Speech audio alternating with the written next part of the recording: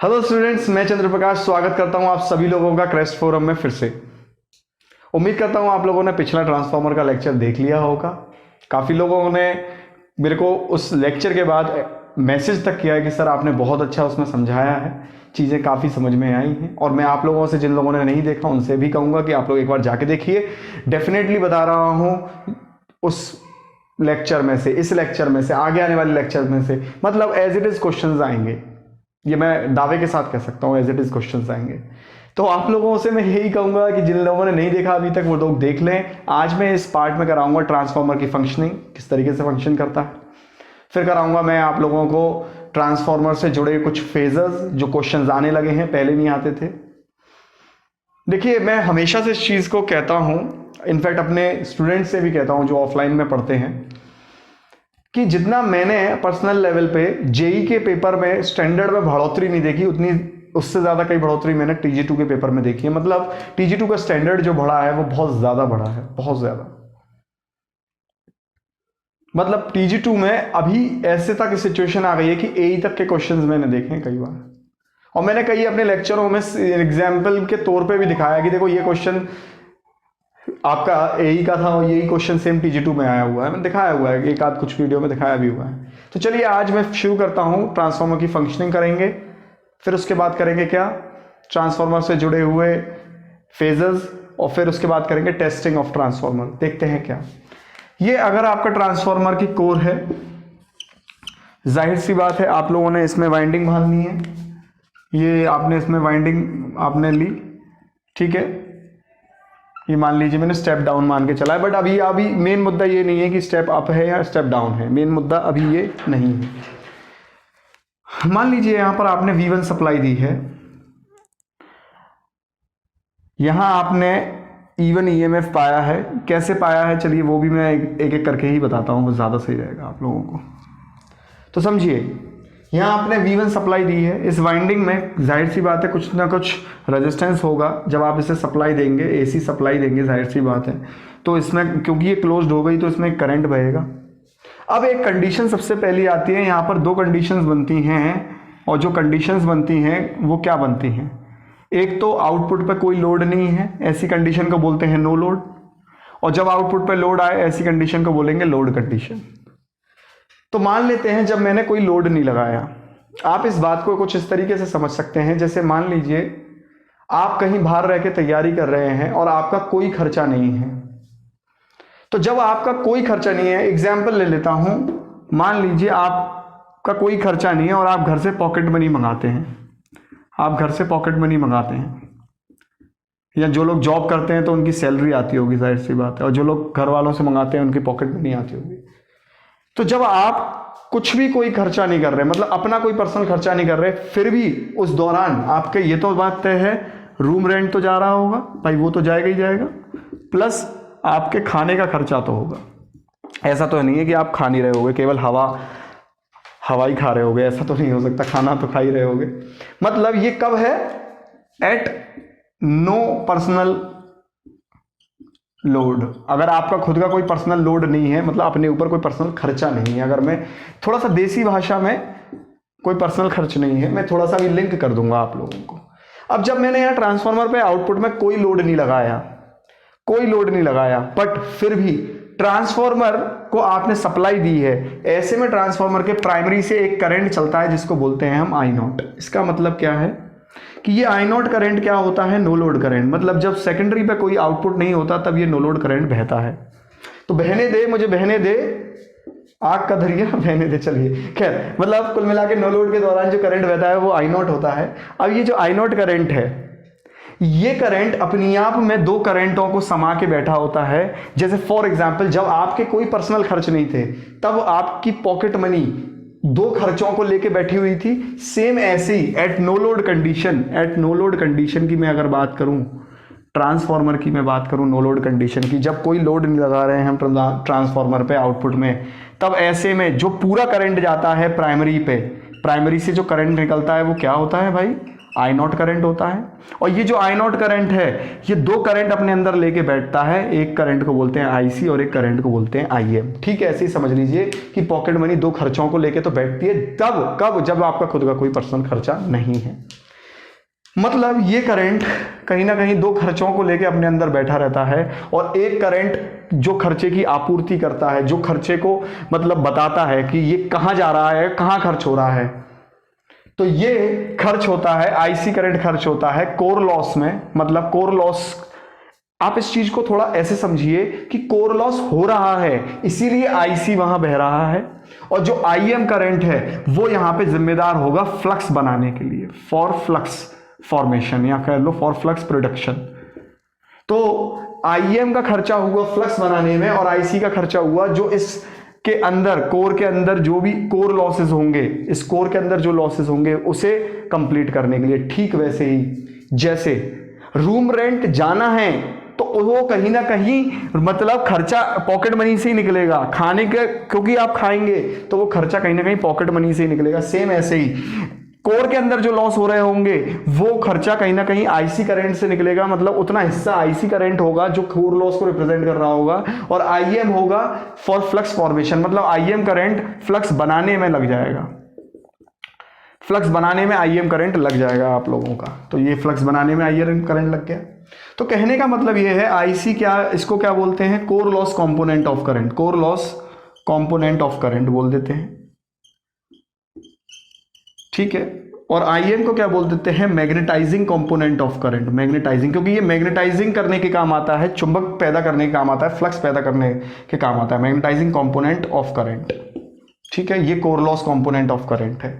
तो यहां से एक बात हम लोगों को पता चल गई कि जो आई नॉट है लोड करंट, ये पेपर में एमसीक्यू के तौर पे पूछा जाता है, ये आईसी प्लस आईएम के बराबर है। पर क्योंकि ये एसी का करंट है तो याद रखिए केवल सिंपल जोड़ नहीं होगा, ये जोड़ होगा। कैसा जोड़, वेक्टर जोड़ होगा।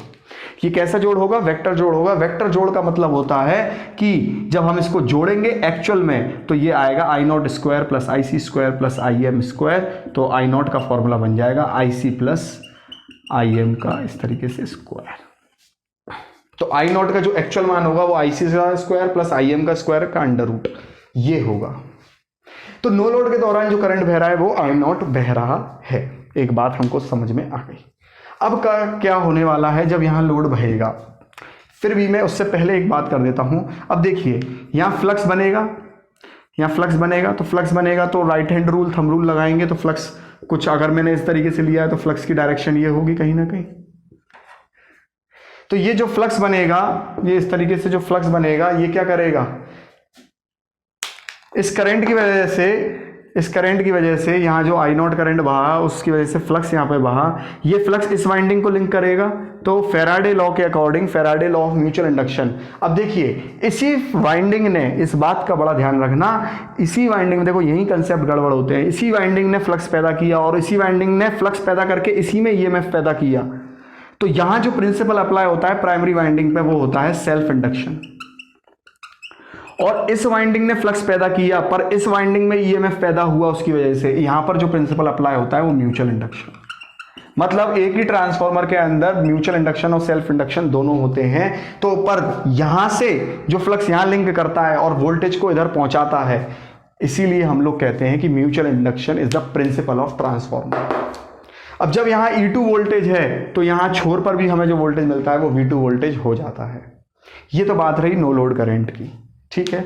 अब मैं बात करता हूं लोड लगाने की। अगर मैंने यहां लोड लगा दिया, अब मान लीजिए अब आपके खुद के भी खर्च होने लग गए, खुद के भी खर्च होने लग गए। अगर मान लीजिए अब यहां पर आपके खुद के भी खर्च होने लग गए, पर्सनल भी खर्च हो रहे हैं कुछ, तो मान लीजिए किसी ने गर्लफ्रेंड बना ली, तो क्या होगा यहाँ पे, प्लस गर्लफ्रेंड का खर्चा, गर्लफ्रेंड का खर्चा, ठीक है, गर्लफ्रेंड का खर्चा होगा यहाँ पे, बिल्कुल होगा साहब, गर्लफ्रेंड का खर्चा होगा।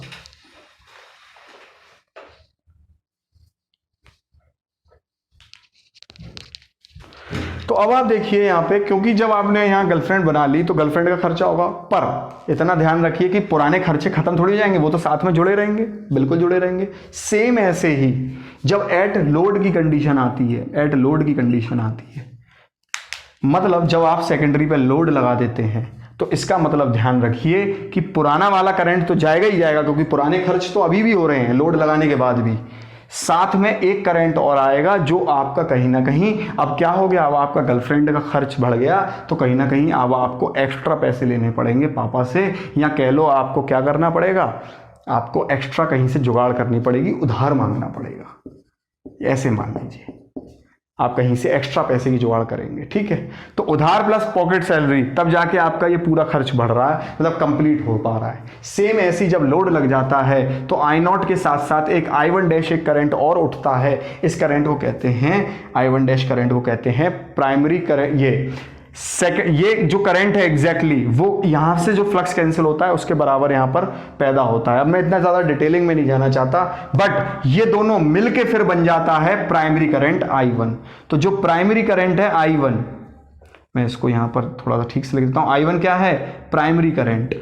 तो प्राइमरी करंट कहीं ना कहीं क्या हो गया, देखिए नो लोड करंट की मैंने आपको फॉर्मूला बता दिया, और प्राइमरी करंट का फॉर्मूला मैं अगर आपको बताऊं तो प्राइमरी करंट का फॉर्मूला क्या बनता है, I1 is equals to I1 dash plus I not.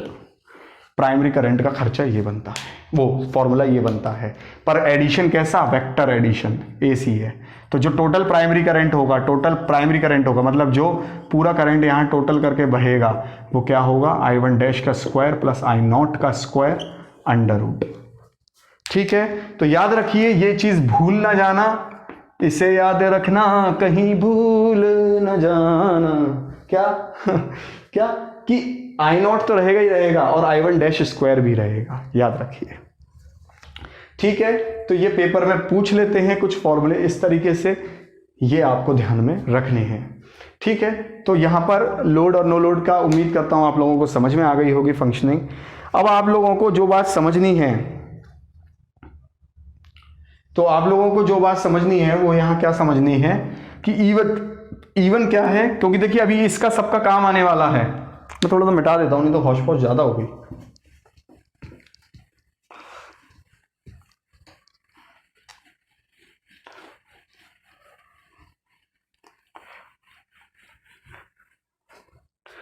अब देखिए E1 क्या है, प्राइमरी इंड्यूस्ड EMF, मतलब प्राइमरी वाइंडिंग पर इंड्यूस्ड जो EMF हो रहा है, मतलब पैदा जो हो रहा है EMF वो। देखिए मैं हिंदी ऐसा नहीं है साथ के साथ बता के चलता हूं यार, बस यही है कि दो लैंग्वेज में लिखूंगा तो टाइम बस बहुत ज्यादा लग जाएगा। सेकेंडरी इंड्यूस्ड EMF मतलब ये सेकेंडरी वाइंडिंग में पैदा होने वाला EMF है। अब आप लोगों को ये चीजें क्लियर होनी चाहिए हमेशा। देखिए ध्यान से समझिए, E1 हो या E2 हो, दोनों अगर EMF की मैं बात करूं, अगर आइडियल कंडीशन है दोनों बराबर होनी चाहिए। ठीक है, अगर मैं आइडियल कंडीशन की बात करूं तो इसका EMF का फॉर्मूला कितना बनता है, 4.44 N phi m F। ठीक है, इतनी बात। इसी फॉर्मूले से एक बात यहां पर निकल के आती है, बहुत इंपॉर्टेंट है वो सवाल, कि अगर मैं इसी इक्वेशन को मल्टीप्लाई कर दूंगा एरिया से और डिवाइड भी कर दूंगा एरिया से, तो देखिए बड़ी बात यहां पर क्या है, 4.44 N phi m by A F। ए मैं यूं करके लिख सकता हूं इसे, यहां से एक बहुत प्यारी बात हम लोग लेके आगे चलेंगे।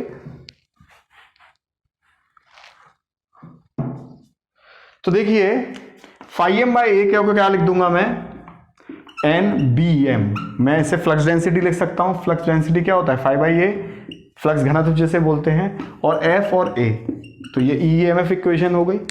अब यहां से एक बात हमको समझ में आती है, वो क्या आती है, अगर मैं बात करूं इस EMF की इक्वेशन की, तो ये दो EMF की इक्वेशन बहुत ज्यादा यूजफुल है, याद रखिए। जब इस इक्वेशन को लिखेंगे तो इतनी इक्वेशन है, तो मैंने एरिया से मल्टीप्लाई डिवाइड किया है। ठीक है, अगर कंप्लीट इक्वेशन एरिया वाली लिखोगे तो ये होगी। ये सबसे पहली चीज, ये जो EMF की इक्वेशन है ये आपको ध्यान रखनी चाहिए। अब जो यहां पर फ्लक्स बह रहा है वो phi m, मेन फ्लक्स जो है, phi m जो है मेन फ्लक्स, जो मेन फ्लक्स है, याद रखिए ये जो मेन फ्लक्स है यही E1 को पैदा करता है, यही मेन फ्लक्स E2 को पैदा करता है। और तो यहां पर मैं एक बात लिख दूंगा कि phi m flux produces E1 and E2, मतलब जो फाई एम फ्लक्स है वही E1 पैदा कर रहा है, वही E2 को पैदा कर रहा है, ये एक चीज है। चलिए एक बात ध्यान रख लीजिएगा कि ये जो EMF पैदा हो रहा है, ये जो EMF पैदा हो रहा है ये 90 डिग्री लैग करेगा इस फाई एम से। 90 डिग्री क्या करेगा? लैग। तो आइए मैं इसका थोड़ा सा फेजर बना देता हूं। ये देखिए आप लोग, ये तो अभी उम्मीद करता हूँ ये आप लोगों को पता ही चल गया होगा, मैं इसको लिखवा देता हूँ। मतलब यहाँ पर मुझे फेजर बनाना है। तो मैं क्या कह रहा था कि फाई एम फ्लक्स जो है वो E1 E2 को प्रोड्यूस करेगा, और यहाँ क्या लिखना है? E1 and E2 both lag 90 degree by phi M. तो जो E1 E2 है ये फाई एम अगर है तो लैगिंग के लिए मैंने हमेशा आप लोगों को वेक्टर का रूल बताया है। मैंने AC वाले चैप्टर में वेक्टर का रूल बताया था कि जब भी फाई एम है और लैगिंग आपको बनाना है तो उसके क्लॉकवाइज डायरेक्शन में चले जाओ, लैगिंग बन जाएगा। तो ये E1 हो गया, ये E2 हो गया, ठीक है। कायदे से ये स्टेप डाउन ट्रांसफॉर्मर है तो E2 का फेजर छोटा ही बनना चाहिए यहाँ पे, क्योंकि स्टेप डाउन है। तो ये लैगिंग बन गया, ठीक है। मैं बहुत डिटेल में समझाता जरूर, बशर्ते कि इतना डिटेल में अभी टाइम नहीं है। अब देखिए E1 और E2 दोनों लैग कर रहे हैं फाई एम से। फाई एम से E1 E2 लैग कर रहे हैं 90 डिग्री।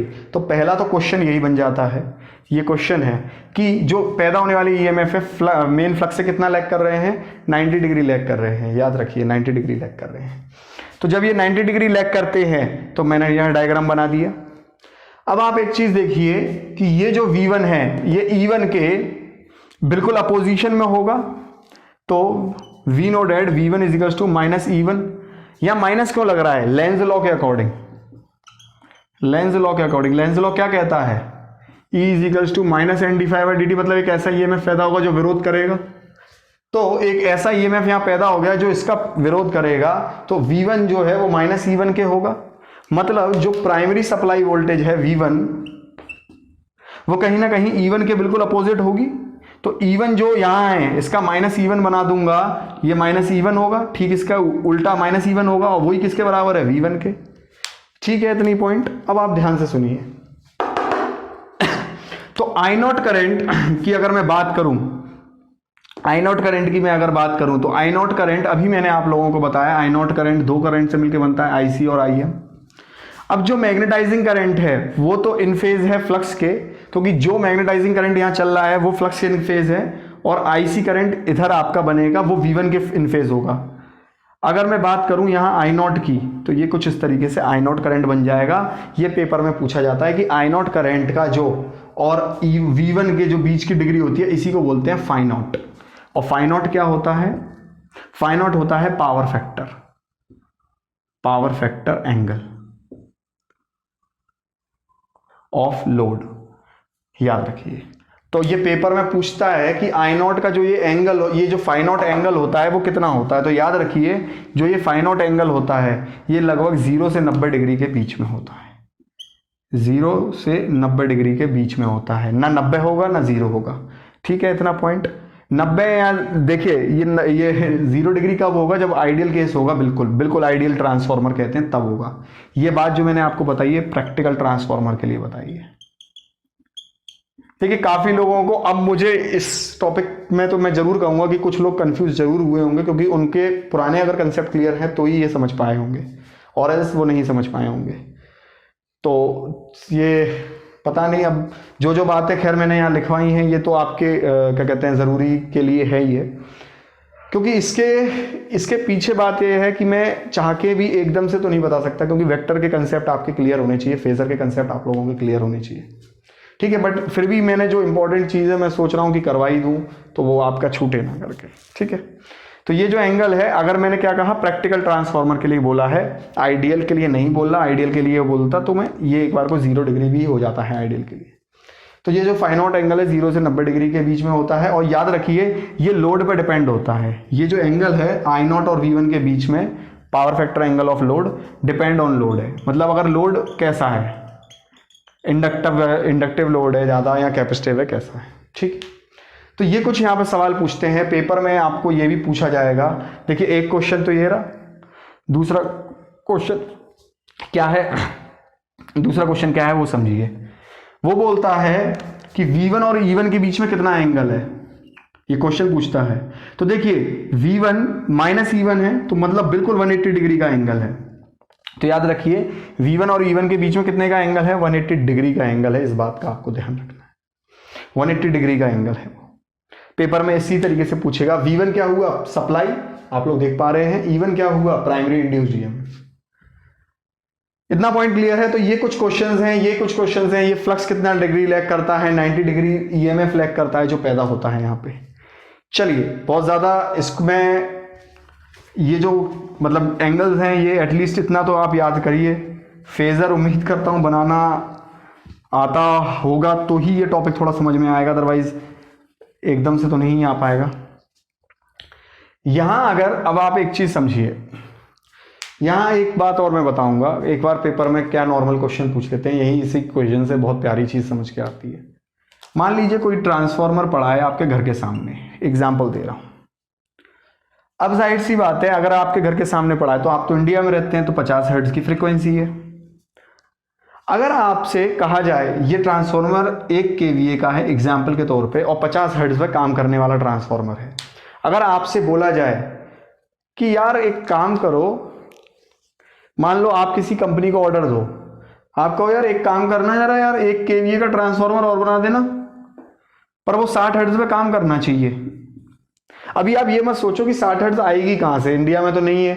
बट आप 1 मिनट के लिए सवाल ले लो कि यार सेम रेटिंग के लिए, मतलब सेम केवीए के लिए अगर फ्रीक्वेंसी पे मैं कम ज्यादा पे ऑपरेट कर रहा हूं, मतलब आपने एक ऑर्डर दिया, हाँ भाई एक काम करना है, एक ट्रांसफार्मर बनाना, नहीं कहते एक छोले भटूरे पैक कर रहे हैं, ऐसी एक ट्रांसफार्मर 2 ट्रांसफार्मर पैक कर दो, एक 50 हर्ट्ज पे काम कराने वाला है, एक 60 हर्ट्ज पे काम कराने वाला। आपने बोला, किसी को ऑर्डर दिया, तो आपने 1 kVA का तो दिया ही, कहीं ना कहीं सेम रेटिंग का दिया, तो सेम रेटिंग पे कहीं ना कहीं ईएमएफ भी कांस्टेंट हो गया, नंबर ऑफ टर्न्स भी, क्योंकि रेटिंग सेम है तो नंबर ऑफ टर्न्स भी सेम लगेंगे। फ्लक्स पर भी, जिस पे ये फ्रीक्वेंसी की मैं अगर वो एरिया की मैं अगर, देखिए अब ध्यान से समझना, ईएमएफ कांस्टेंट हो गया, ये अपने आप में कांस्टेंट है, ये अपने आप में कांस्टेंट है कि नहीं है। अब आप चाहते हो कि ये दोनों फ्लक्स भी इनके कांस्टेंट रहे, नंबर ऑफ टर्न्स तो वैसे ही कांस्टेंट रहेंगे, फ्लक्स भी कांस्टेंट रहे, तो frequency is directly inversely proportional to the area. अब देखिए क्या होगा, सब कांस्टेंट हो गए तो एरिया उठा के नीचे आ जाएगा, ये सब तो कांस्टेंट हो गए, ठीक है। मतलब आप अगर आप उस इक्वेशन को देखें तो ये सब K is equals to F A हो गया, K is equals to F A, K1 K2, इसको मान लो K1 और इसको मान लो पूरे को K2। तो F is inversely proportional to area.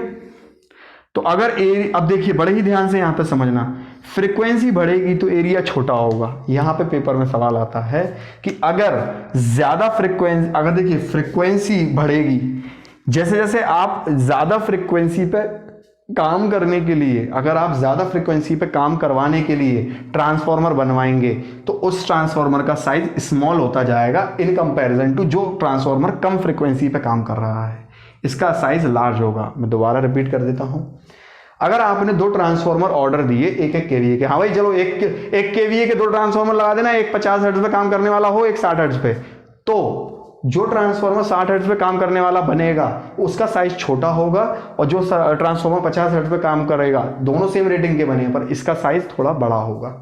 कहां से आया, यहां से आया। याद करने का एक तरीका बता रहा हूं, आप सब लोगों ने देखा होगा, ऐसी बात नहीं है। आप लोग देखिए जो इलेक्ट्रॉनिक्स की जो ट्रांजिस्टर वगैरह होते हैं उन्हें तोड़ के देखिएगा, या टीवी वगैरह होती है उन्हें तोड़ के देखिएगा।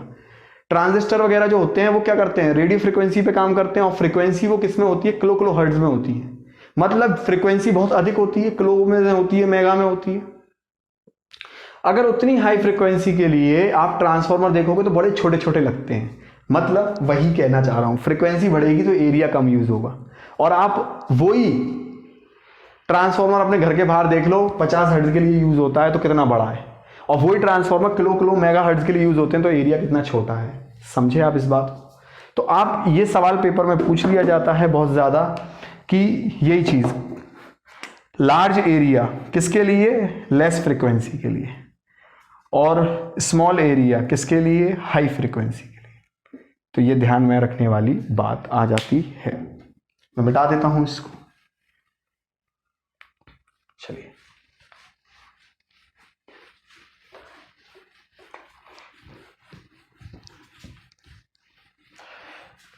इस पे कुछ न्यूमेरिकल जाहिर सी बात है हम लोग करेंगे, आप लोग इसे लिखते हैं। चलिए हम जब इसके न्यूमेरिकल करेंगे तो बिल्कुल करेंगे इसे। चलिए तो शुरू करते हैं, कहानी को आगे लेके चलते हैं।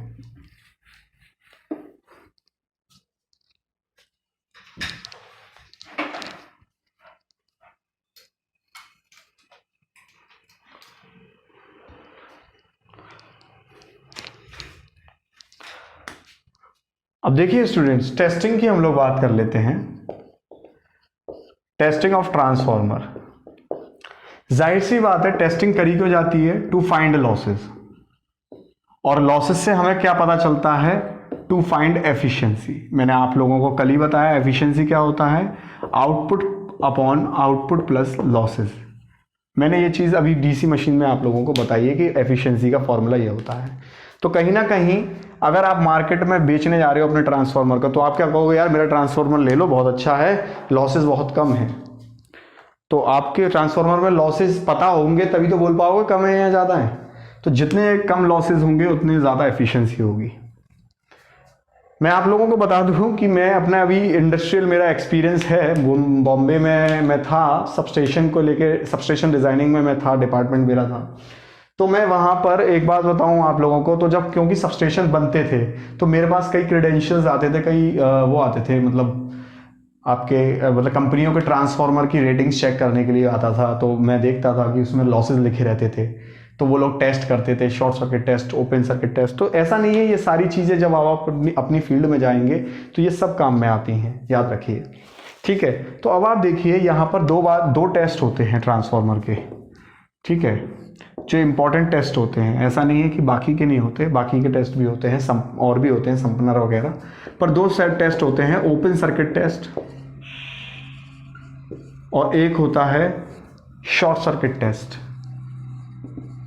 शॉर्ट सर्किट टेस्ट, ठीक है, एक होता है ओपन सर्किट टेस्ट। अब आप बड़े ही ध्यान से समझिएगा, ओपन सर्किट टेस्ट की मैं अगर बात करूं तो ओपन सर्किट टेस्ट हमें पता चला के देता है finds core loss. Find core loss का मतलब क्या हुआ, एडी और हिस्टेरेसिस दोनों, एडी और हिस्टेरेसिस लॉस, ठीक है। नाम से ही पता चल रहा है ओपन सर्किट टेस्ट है, तो सेकेंडरी साइड कैसी रहेगी, ओपन। मतलब सवाल पेपर में एक तरीके से और आता है, यहाँ पे ये आपका ट्रांसफार्मर रहा, ये आपकी वाइंडिंग रही, और ये जाहिर सी बात है सेकेंडरी साइड ओपन रही। आपसे पूछेंगे, मान लीजिए ये आप मान लीजिए HV साइड है, ये LV साइड है, ठीक है, ये LV साइड है, मान लीजिए ये HV साइड है। मैं इसे और अच्छे से बना देता हूँ थोड़ा।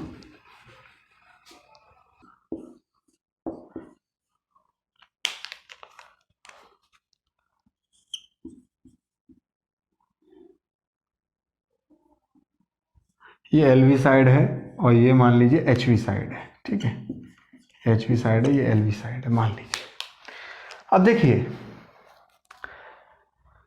पूछा जाता है पेपर में कि ओपन सर्किट टेस्ट में कौन से तरफ की वाइंडिंग ओपन रखी जाती है, कौन से तरफ की शॉर्ट रखी जाती है, वो मतलब सप्लाई लगाई जाती है।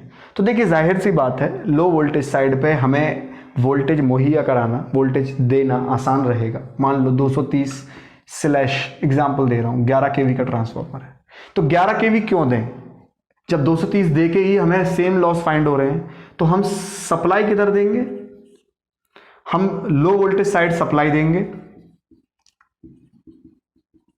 और हाई वोल्टेज साइड को क्या रखेंगे, ओपन। तो सबसे पहला सवाल तो यही यहाँ पे कंप्लीट हो जाता है, ठीक है। दूसरी चीज, ये जो टेस्ट होता है एट रेटेड फ्रिक्वेंसी ही होता है, एट रेटेड फ्रिक्वेंसी ही कंडक्ट होता है। और दूसरी बात मैंने यहाँ पे क्या बताई थी, LV साइड पर सप्लाई लगेगी और HV साइड ओपन होगा। ये बहुत इंपॉर्टेंट चीज है ये वाला पॉइंट। तो मतलब लो वोल्टेज साइड पर सप्लाई लगाई जाएगी और हाई वोल्टेज साइड को ओपन रखा जाएगा, ये बहुत पूछा जाता है। इतना पॉइंट क्लियर है। एक और बात, यहाँ पर ओपन सर्किट टेस्ट के दौरान पावर फैक्टर बड़ा ही लो होता है। पावर फैक्टर इस दौरान कैसा होता है, इस टेस्ट के दौरान लो होता है बड़ा। तो जो वॉटमीटर यूज होता है यहाँ पर पावर फैक्टर को मेजर करने के लिए या पावर को मेजर करने के लिए, वो low power factor watt meter होता है, LPF वॉट मीटर होता है, बड़ा ही लो पावर फैक्टर का वॉट मीटर होता है। अब बात करते हैं शॉर्ट सर्किट साइड की। शॉर्ट सर्किट साइड टेस्ट की अगर मैं बात करूं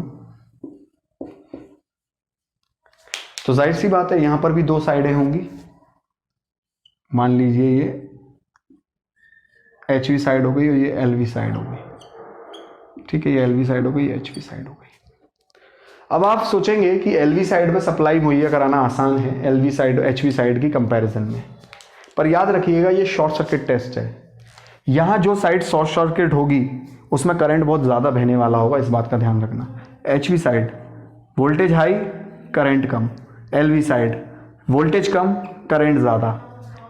इसका मतलब एक बात तय है कि लो वोल्टेज साइड पे करंट बहुत ज़्यादा होने वाले हैं, और अगर शॉर्ट कर दिया लो वोल्टेज साइड को तो और भी ज़्यादा करंट हो जाएंगे। चलिए साहब, इसका मतलब लो वोल्टेज साइड शॉर्ट नहीं करनी चाहिए। देखते हैं, अगर मैं यहाँ पर लो वोल्टेज साइड शॉर्ट कर दूँ, सबसे पहली चीज़ तो लो वोल्टेज साइड को शॉर्ट करने के लिए थिक वायर का इस्तेमाल करेंगे ताकि वो जल ना जाए, झेल जाए। तो ये तो एक बात को समझना। अब आप सोचेंगे सर लो वोल्टेज साइड को क्यों शॉर्ट कर रहे हैं, क्योंकि लो वोल्टेज साइड को तो करंट ज़्यादा बहेगा। याद रखिए लो वोल्टेज साइड पे करंट तो तब ज़्यादा बहेगा ना जब हम पूरे यहाँ पर वोल्टेज दे देंगे HV के, पर हम ऐसा नहीं करेंगे। याद रखिए यहाँ पे हम जब HV के वोल्टेज देंगे तो खाली 5 से 10% ऑफ HV साइड वोल्टेज देंगे। एग्जाम्पल दे रहा हूँ, मान लीजिए अगर आप एग्जाम्पल दे रहा हूँ, मान लीजिए आप अगर 1000/100 वोल्ट का ट्रांसफॉर्मर है तो आप HV साइड के 1000 वोल्टेज नहीं देंगे, आप HV साइड के देंगे 5 से 10%, मतलब 50 वोल्ट तक ही देंगे, 50 वोल्ट या 100 वोल्ट तक ही देंगे और 100 वोल्ट के साइड को शॉर्ट कर देंगे। अब आप खुद सोचो, अगर आप यहाँ पर 50 वोल्ट दे रहे हो तो ये तो 100 से भी कम हो गया। इसका मतलब हम HV साइड पर ही वोल्टेज देने चाहिए, क्योंकि HV साइड पे 5 से 10% ऑफ वोल्टेज ही यूज होता है। इतना क्लियर है ये पॉइंट, ये पूछता है पेपर में भाई HV साइड पर जो लगता है वो क्या लगता है, 5 से 10% ऑफ रेटेड, 5 से 10% ऑफ रेटेड वोल्टेज, मतलब जो हाई वोल्ट जो जितना भी वो बना होगा HV साइड के लिए उसका केवल 5 से 10% चाहिए। और शॉर्ट सर्किट कौन सी साइड होती है, वो होती है LV साइड, और वो कैसे, थिक वायर से। शॉर्ट सर्किट टेस्ट में हमें क्या पता चलता है, हमें पता चलता है शॉर्ट सर्किट टेस्ट में कॉपर लॉस, हमें शॉर्ट सर्किट टेस्ट में कॉपर लॉस पता चलते हैं, I2R लॉस जिसे कहते हैं, या जैसे क्या भी कहते हैं वेरिएबल लॉस, लोड के साथ में बदलने वाले लॉस। बट अगर बात करें यहाँ पे कोर लॉस की, कोर लॉस को कांस्टेंट लॉस भी कहते हैं। तो अगर आपको पूछें पेपर में कौन सा लॉस पता करके देता है तो आप बता पाएंगे कांस्टेंट लॉस, उसे बता पाएंगे वेरिएबल लॉस। इतना पॉइंट यहाँ पर क्लियर है। पावर फैक्टर की बात करें तो पावर फैक्टर यहाँ पर हाई रहता है इस दौरान, मतलब इस टेस्ट के दौरान पावर फैक्टर कैसा रहता है, हाई रहता है। तो इसे उतार लीजिए एक बार।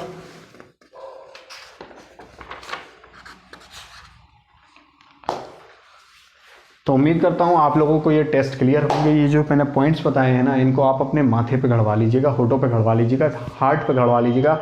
यहाँ से किसी और की तस्वीर निकाल के इसकी तस्वीर गाड़ लीजिएगा, गारंटी बोलता हूँ ये क्वेश्चन आएंगे ही आएंगे पेपर में, ठीक है। तो इसे भूल जाना मुमकिन नहीं, याद रखिए, बिल्कुल नहीं भूलना है। Thank you and have a nice day. उम्मीद करता हूँ आपको लेक्चर पसंद आया होगा। आपके कमेंट्स और आपके लाइक शेयर का ज़रूर वेट रहता है। Thank you.